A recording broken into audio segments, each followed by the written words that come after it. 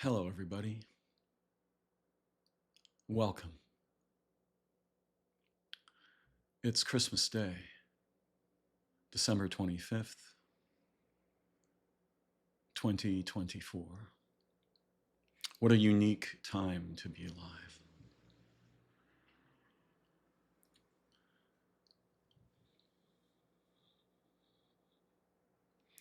So grateful for all of you who come and listen and join me here.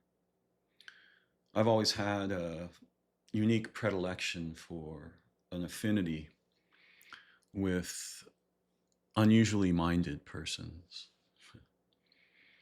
In our time, this label neurodivergent is sometimes used. But I think it should be obvious that we are all neurodivergent. Most of us will recognize this object. It's a matchstick. And this year, I received a very special matchstick that I think is indicative of the actual situation, which differs dramatically from this one.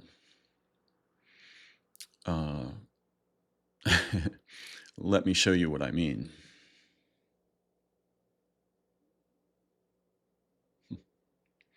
So this is a bit more like what it's actually like to be a human being. And this other thing is a lot like how we think of being a human being, right? There's this thing at the top, our head. And by the way, if you notice that some of my fingernails are longer on this hand, a fact which some people find disturbing, this is because I play guitar and the fingernails are useful for that and other things. We'll come back to that in a moment. But this reminds me of most of the people I know and love because they are on fire from the top to the bottom, and it's not the brain in them that is on fire. And what is that fire? Yeah. What is the fire that we burn with in our human lives and incarnations?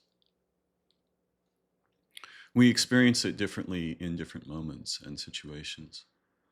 And fundamentally, it's a fire deeply related to origin, to what we might call our true nature.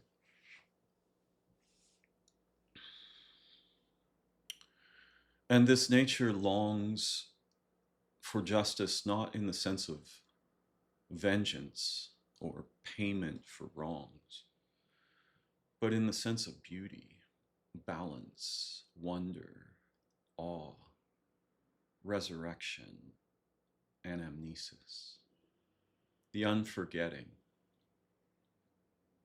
For it seems that each of us uniquely carries incredible intelligence and love into our human bodies and lives, relationships. But the human aspect of us is the least of what we are, and we are not what's. We are, in a sense, ways, living ways. Um, I was listening to a song this morning by a young woman named Sophia.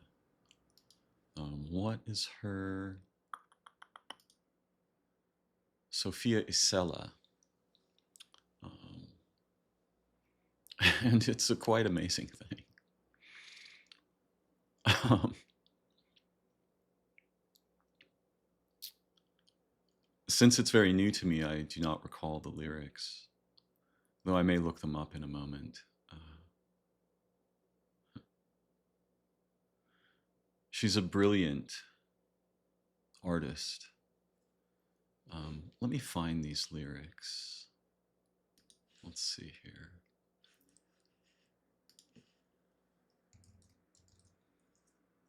I think the song is called The Doll People. And the lyrics go something like, um,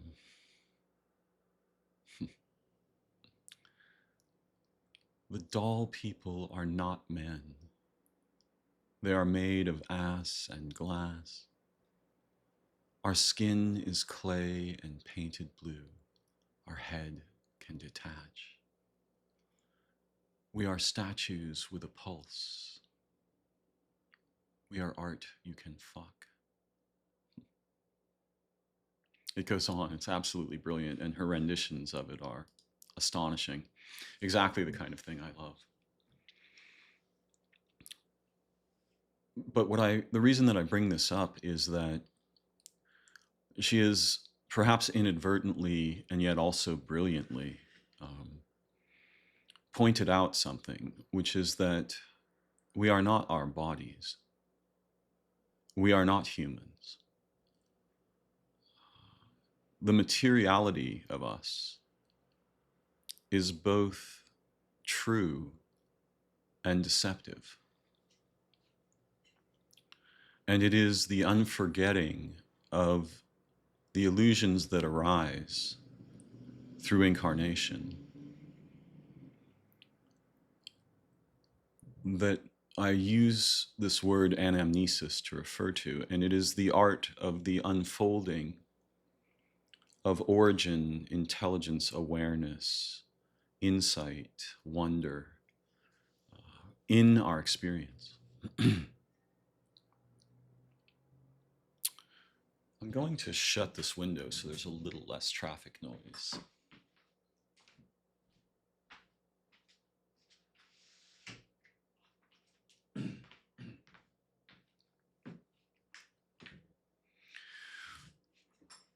We bring to human birth a library of urgencies, many of which, over time, are inhibited or occluded.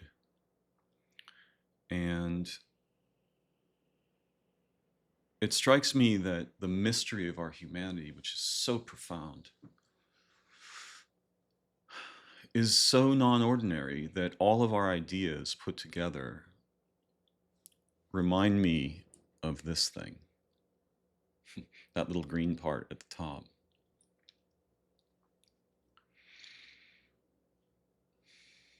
I remember today all of the brilliant beings, plants, insects, animals, humans, spirits who have been my teachers and my companions throughout my life. Particularly, I remember William Sawyer, who took his life last August, and Eric Navarro, who was unexpectedly taken from life this August. Both of those young men were brilliant souls and a fire in my heart. I loved them like my children or my fathers or the sky. But I remember all of the teachers, my parents, my family, my friends, with great gratitude and love.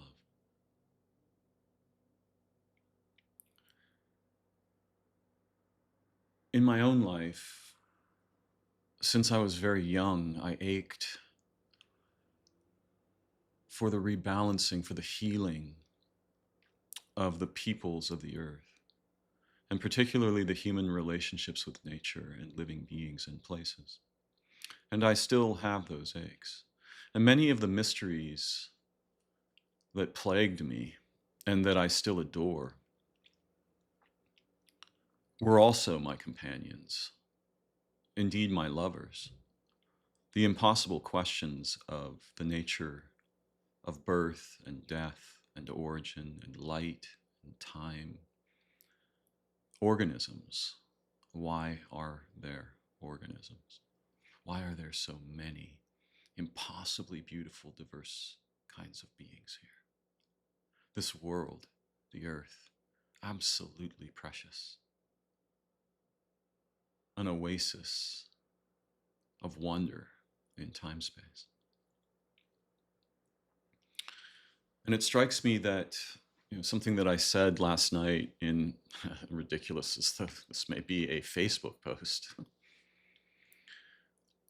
was that the appearance of the myriad forms of beings is deceptive because it is the face of a single child. And you can see this in our play, our striving, our love, our fear, our war, all of these things. One child in myriad bodies, situations.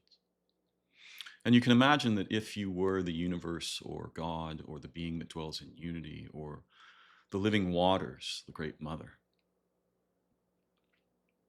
then you would want to expand into myriads of beings and situations, to live in those sparkling moments like stars in the universe, and then coalesce back to unity, and then expand, and then coalesce, and then expand and coalesce.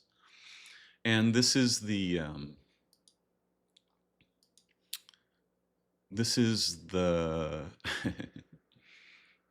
how to put this.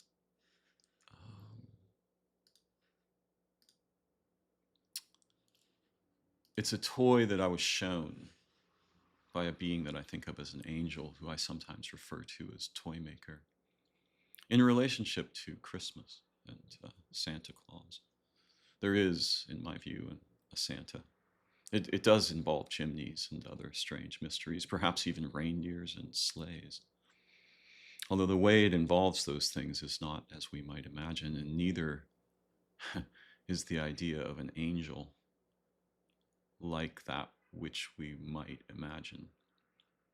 In fact, if you could imagine something that obliterates categories more beautifully and explosively and insightfully each time it touches your mind, so that it is impossible to encompass it, you are getting close to what I mean when I use this strange word, angel. Also deeply related to the word in English, angle.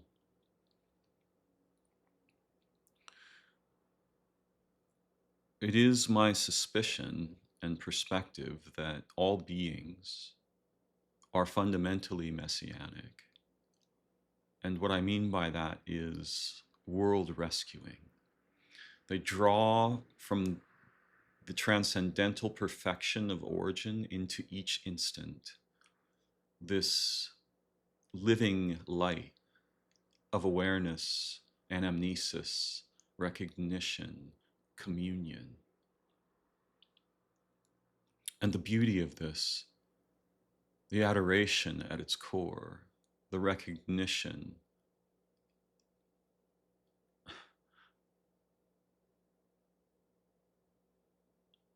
that there are at once the appearances of distinction and separation, and they are not merely appearances, but they are deceptive to our minds. The inaction, embodiment, bliss of the recognition and transmission of unity beyond distinction and of distinction within unity.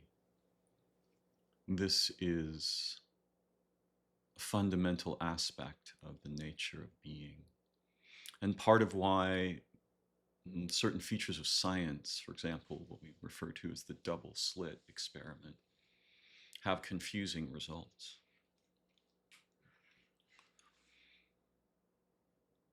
I've spent my life questing and adventuring in the transcendental mind from which my human mind derives its peculiar locality. And while I've been deprived of many of the things that I think ordinary humans and I myself hope for, um, the gifts I've received in quest have been astonishing beyond my possible hope or imagining. Gifts of insight and recognition and the direct experience of the divine. But the existence of a single organism transcends all the things I've ever thought.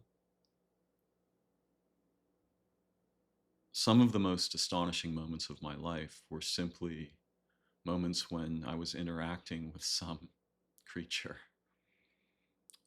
particularly the insects we call praying mantises, which, if you wanted to meet an alien intelligence and you didn't have a spaceship, which, by the way, you don't need, those things are both unnecessary and uninteresting compared to what is established in our being and the possibility space of our humanity. Staggeringly astonishing. Incomparable to any machine that could possibly be composed. But if you wanted to have a direct experience of contact with an intelligence beyond everything humans imagine to be possible, simply contact some organism's essence.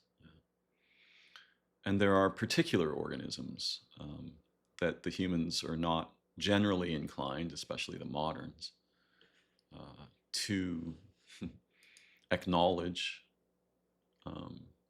or see. Let's see here.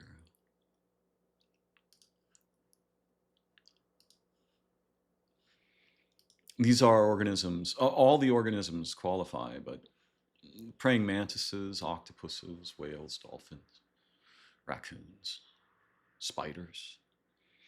I have a peculiar affinity for a specific mode of intelligence instanced on this incredible world, the ambush predators. They are available to contact with humans in an unusual array of ways. These are creatures like the praying mantis, the octopus, the squid, the jaguar, the rattlesnake.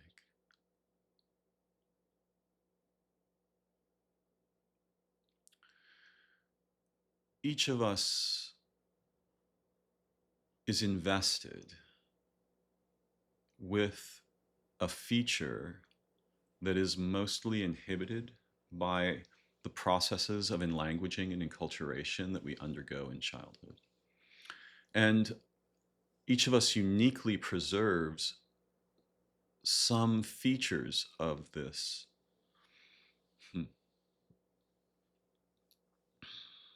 interface. I often use the word uplink to describe it, and those objects we call smartphones are representations of this feature. Unfortunately, those devices, by representing this feature, largely destroy it. They actively occlude it and inhibit it by replacing it with representations of its nature and function.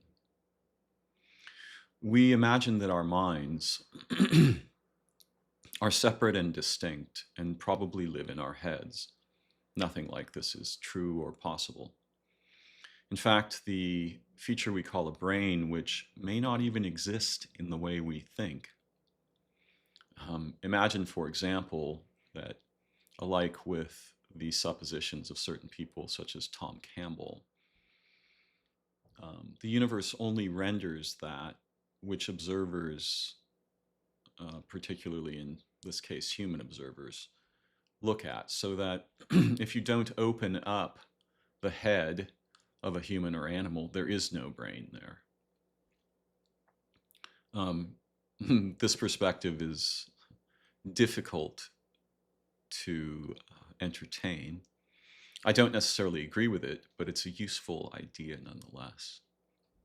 This organ that we call our brain and believe to exist whether or not we are looking at it is a very strange thing, and it is not the source of our consciousness or our mind. I suspect actually it is, if it truly does exist, in the unopened heads of humans and other creatures with brains, that it is something like a transceiver.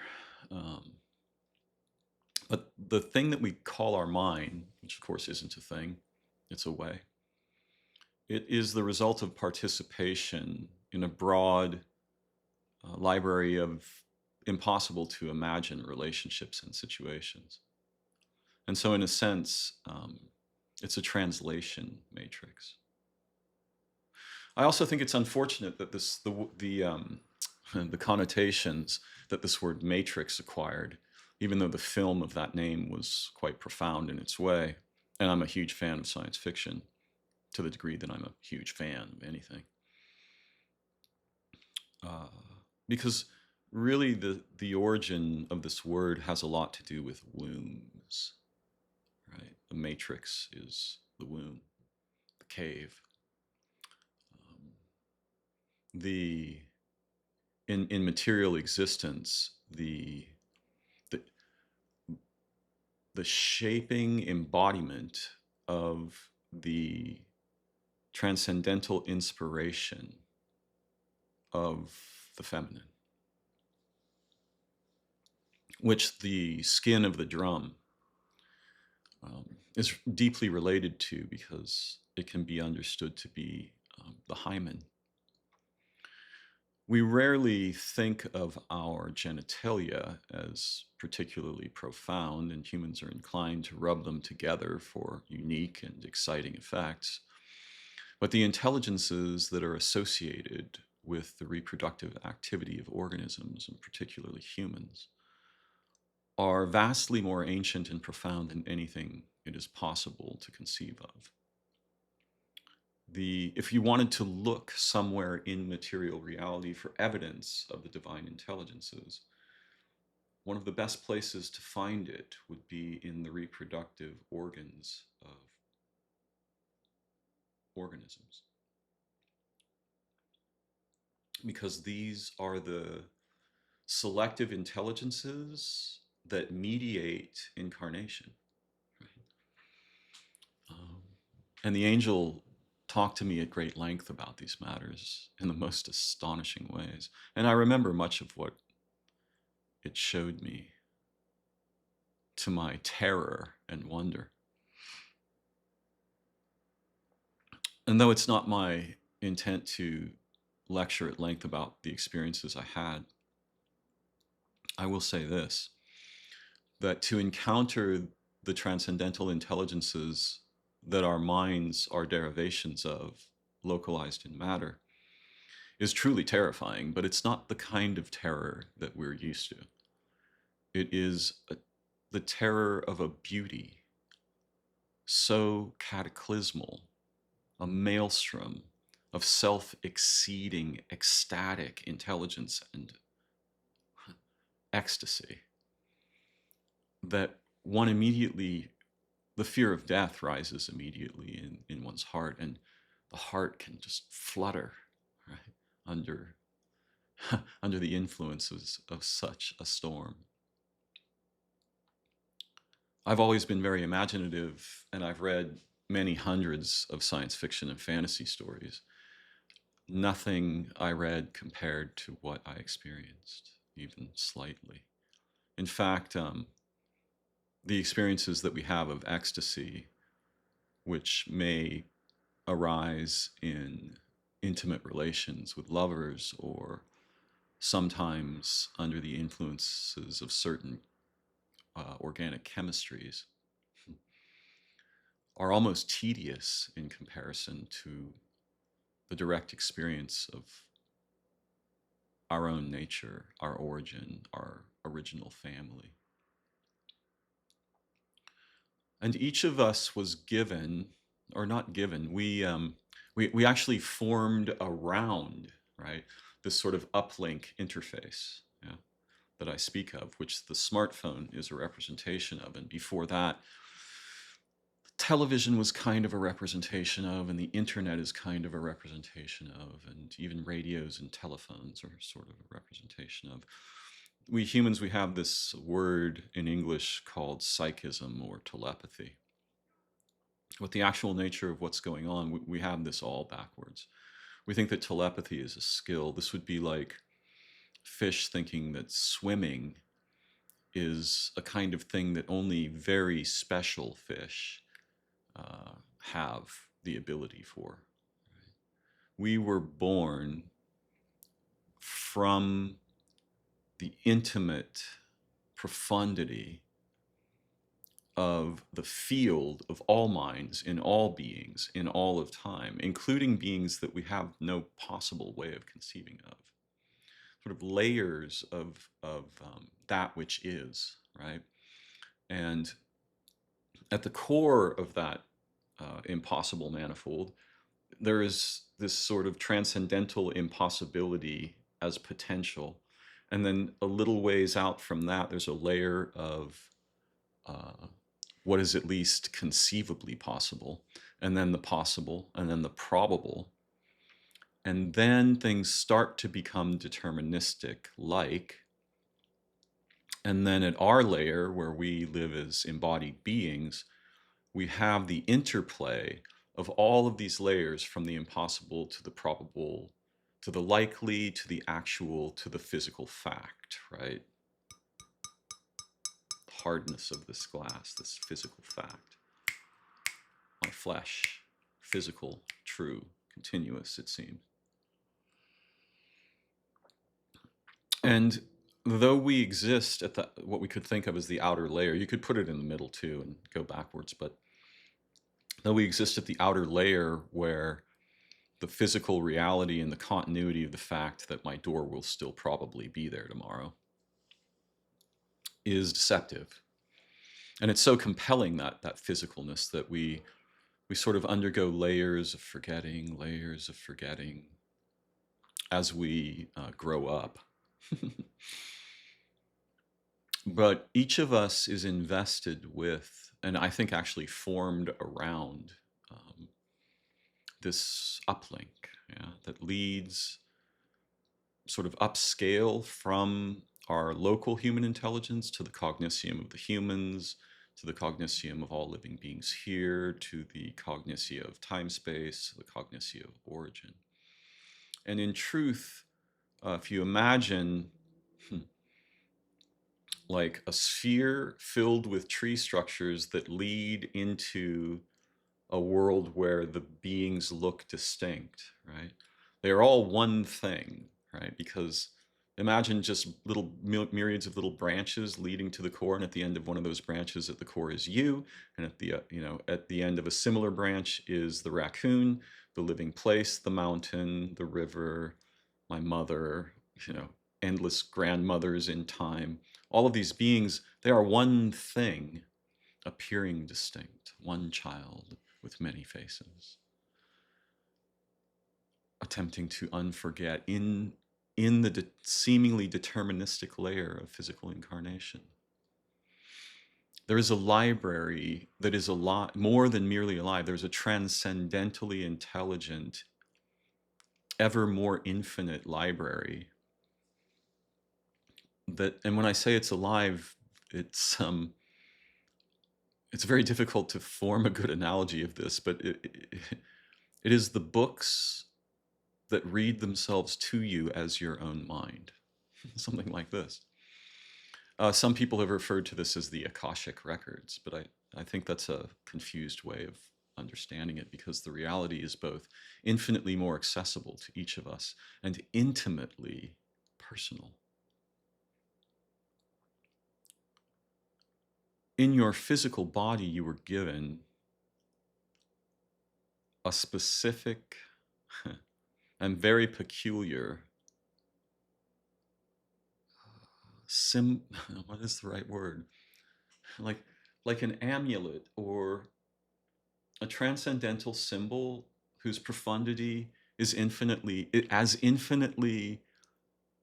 impossibly perfect and effective as it is invisible. And it is this. If you will meditate upon this, you will discover that all of the secrets of the before and the now and the after were embodied, right? They're not literally in your hand. They are your hand. And it's quite profound because this is the feature of you with which you primarily interact with matter. Now, of course, we have many senses, not merely five. And the sense around which our senses orient is this uplink sense, right?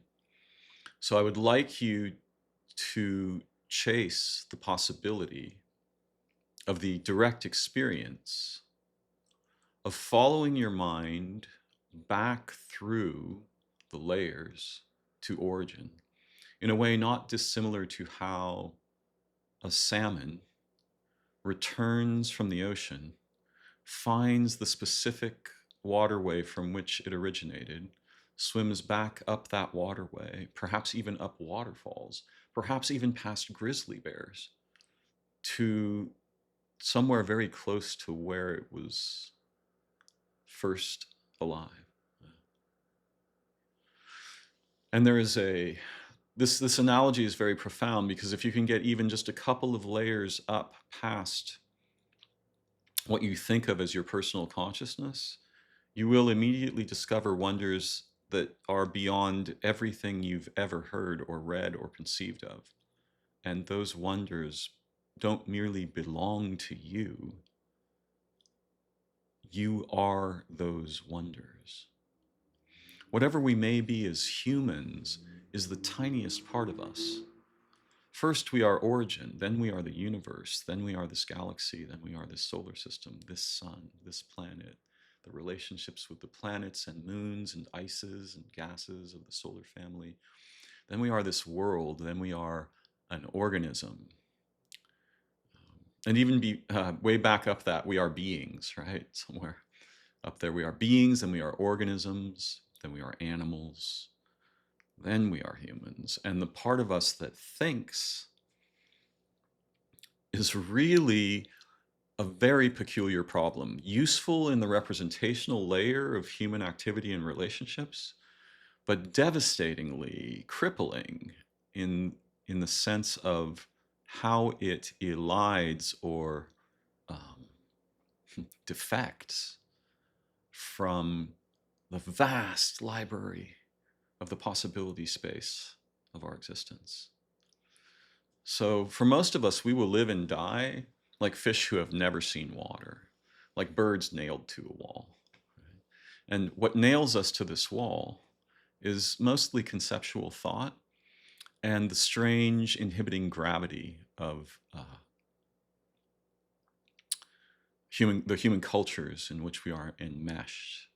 And these cultures purvey plethoras of exploding representations of what they subtract from our experience and sell us the images of. Right? Sort of, we get the wrapping paper, but not the chocolate. And that's very tragic. Yet at the same time, there's something absolutely beautiful about undergoing this process of being evacuated of uh, direct participation in existence in all these myriad ways, and then somehow reconceiving and unforgetting over the course of a moment or a lifetime.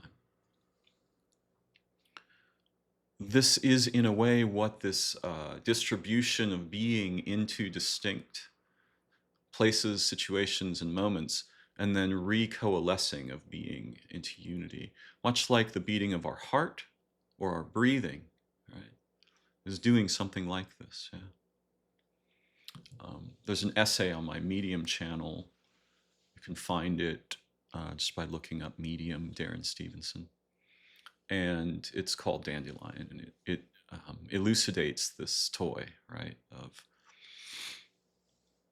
So we have this thing of psychism and telepathy. We have this backwards. This is most of what is going on is transcendentally unified, and the appearance of distinction is illusory. I've heard recently from a couple of friends about the telepathy tapes, which I've not yet listened to, but this is a researcher who is examining scientific evidence for telepathy between unusually minded or neurodivergent children, particularly, I think, autistic children, and their parents, caregivers, and companions. And really, again, this is like fish attempting to prove the existence of water in a world where none of them believe in it, or very few. Like, to believe in the existence of water is considered insane. It's very strange to be human, but it's also quite profound. You have in this a feature that was more useful than if you had what we think of as a UFO, right?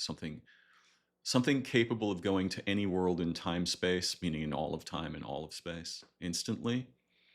But it's better than that because it can go to multiple worlds and multiple beings within those worlds simultaneously without the necessity of physical travel. This is why spacecraft are a ridiculous anachronism.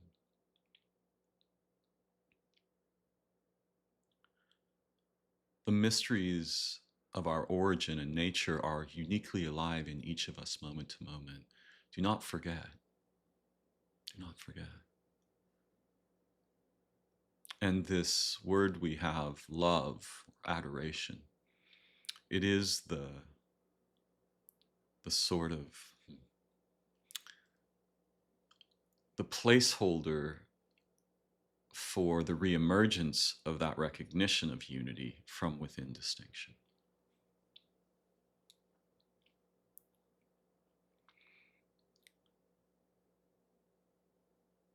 We are scripted to suppose that the good thing to do with our minds is thinking. Again, this would be like fish thinking that the good thing to do is to crawl on hot asphalt, that this is what they are made for. Of course, it's obvious this is what we were, or that birds thinking that to chain themselves helplessly to a stone is what wings are supposed to do. Thinking is a profound and amazing capacity in us, but the scope of its usefulness is a tiny little sliver of a sphere, or even a manifold, a bubble of many bubbles, right?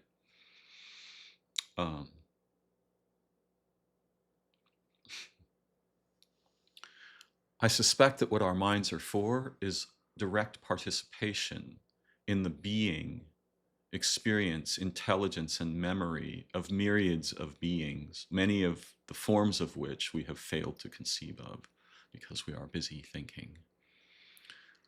Again, it's like a butterfly thinking that its purpose was to find a hammer somewhere, right? It's exactly the wrong idea.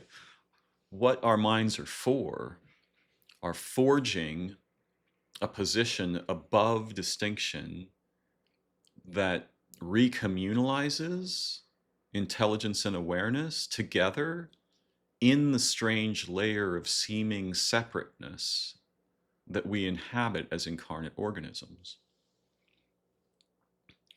My friend Maria Marigu opined on a feature of the Elefsina mysteries, which we usually say Eleusinian in English, where, how can I put this? So, this word ceramic, it relates to like vessels, pots and so forth, but also is related, I think, to the word cemetery, right? And some of the ancient Greeks, those who were initiated and those who were aware of these transcendental traditions that redivinize the humans, they thought of the body as essentially the crypt or the grave of the soul. The soul dies into the body. And this brings me to think that there's another thing we have backwards, which is that our fear of death, right? There's not really any problem with death. Everything's fine over there. The real problem is when you're born. Now you're going to have some problems, right? And some confusion, some forgetting, some trouble, some amnesia, suffering, fear, and so forth. It also strikes me perhaps that our intuitions, our affinities, and our disaffinities, that which we are repulsed by, right? This could, in fact, be the leaking backward into time, little droplets of intelligence and awareness and understanding from beyond this life, right? And perhaps even what we think of as our minds are like this.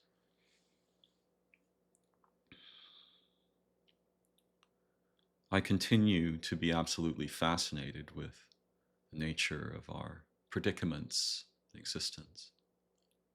And when I spoke earlier of justice, I did not mean vengeance or paying for wrongdoing. What I meant was the return of virtue in our experience, relationships, awareness, minds, activities. The virtue of the nature of origin, the memory of our communion, right? Our oneness. This word, it's not enough because the way in which we are one is transcendentally beyond simple unity.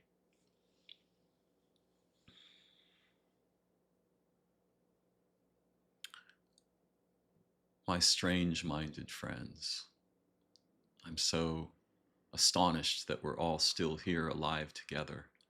And I think that what our minds are actually for is forming an impossibility space above everything that we think of as ordinary and true when we are thinking.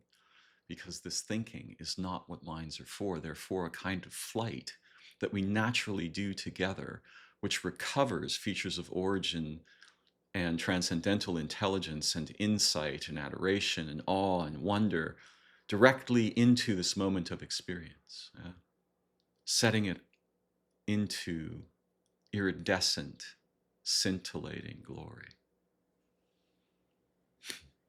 And I have this experience commonly with many of you, and it's inconceivably beautiful. As I've gotten older, my experience of life has become so much more rich that now, as I approach the gateway of my mortality, I'm so excited every moment just to still have a body. And, I've been a student of Zen for many years and a student of nature and light, time, beings. But there's something quite profound, which is that if it were possible to gather back to this instant our awareness, to retract it from concerns about the future, the past, memories, shame, guilt, pain, suffering, fear, if we could retract all these little tendrils into this instant, we would immediately become aware in a kind of moksha or satori of the profoundly beautiful perfection of now, this instant, where nothing is missing.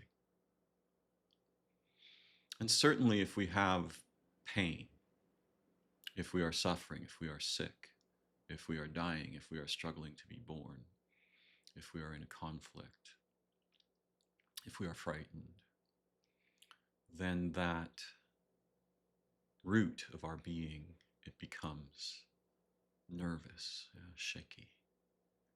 And so it cannot reflect this moment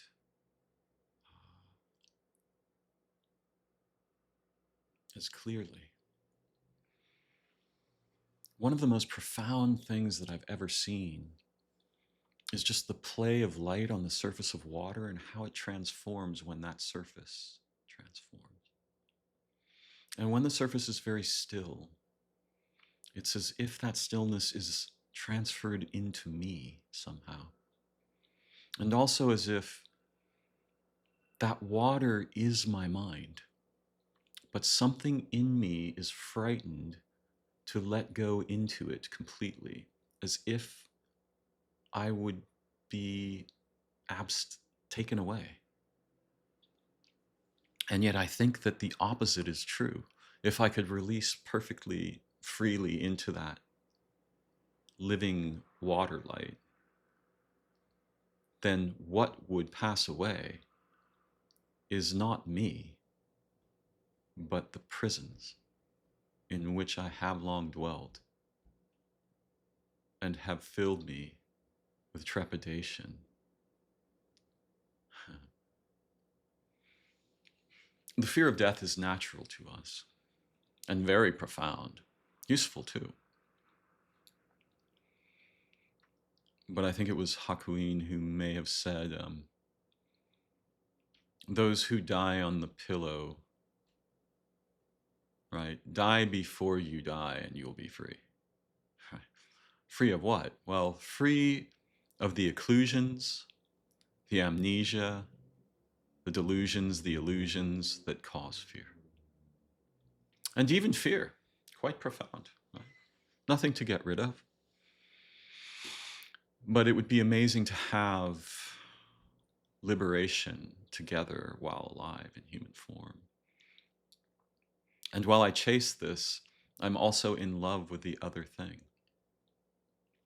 Somehow we become romantically involved with our cages, don't we?